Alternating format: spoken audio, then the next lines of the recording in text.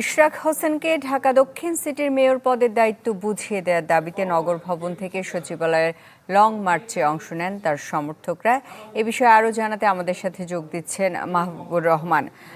মাহবুব, একটু বলবেন সেখানকার পরিস্থিতি। সুস্মিতা, সকাল থেকে কিন্তু ইশরাক হোসেনের যে কর্মী সমর্থক, সেই ইশরাক হোসেনের কর্মী সমর্থকরা নগর ভবনের সামনে অবস্থান নিয়েছিল এবং তারা সকাল থেকে সেখানে বিভিন্ন রকম স্লোগান তারা দিচ্ছিল এবং সকাল থেকে যত বেলা বেড়েছে ততই কিন্তু নেতাকর্মীদের সংখ্যা সেখানে বেড়েছে এবং এক পর্যায়ে আমরা দেখেছি যে সেই নগর ভবনের সামনে বিপুল সংখ্যক বিএনপি এবং তার বিভিন্ন সহযোগী অঙ্গ সংগঠনের যে নেতৃবৃন্দ তারা কিন্তু সেখানে অবস্থান নিয়েছে এবং তারা ইশরাক হোসেনকে এই ঢাকা দক্ষিণ সিটির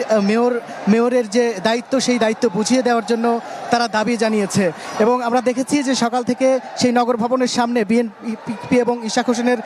সমর্থকদের যে ভিড় ছিল, জমায়েত ছিল, সেই জমায়েতের কারণে গাড়ি চলাচল কিন্তু নগর ভবনের সামনের রাস্তায় কিন্তু বন্ধ ছিল এবং এক পর্যায়ে সেখান থেকে ইশরাক হোসেনের কর্মী সমর্থকরা এই সচিবালয়ের যে অভিমুখে তাদের যে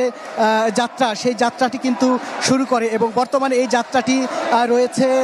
প্রেস ক্লাবের খুব কাছাকাছি এবং এখানে দেখতে পাচ্ছেন যে ইশরাক হোসেনের যে কর্মী সমর্থক, সেই কর্মী সমর্থকদের দীর্ঘ লাইন কিন্তু দেখতে পাচ্ছেন এবং সময় যতই গড়াচ্ছে নেতাকর্মীর সংখ্যা ততই বাড়ছে। তারা কিন্তু সেই নগর ভবনের সামনে যখন অবস্থান করছিলেন, ইশরাক হোসেনের যে নেতাকর্মীরা তারা কিন্তু বিভিন্ন অভিযোগ করেছেন এবং তাদের যেটি অভিযোগ, তারা অভিযোগ করেছেন যে ইশরাক হোসেনের যে মেয়র পদ পাওয়ার যে ব্যাপারটা, সেটি কিন্তু এই অন্তর্বর্তী সরকার গড়িমসি করে ষড়যন্ত্র করে ইশরাক হোসেনকে মেয়রের পদ বুঝিয়ে দিচ্ছে না এবং নগর ভবনের সামনে থেকে ইশরাক হোসেনের সমর্থকরা কিন্তু স্থানীয় সরকার উপদেষ্টা আসিফ মাহমুদ সজীব ভুঁইয়ার পদত্যাগও দাবি করেন। সুস্মিতা, এই ছিল ইশরাক হোসেনকে মেয়র পদ বুঝিয়ে দেওয়ার দাবিতে পদযাত্রার সর্বশেষ খবর।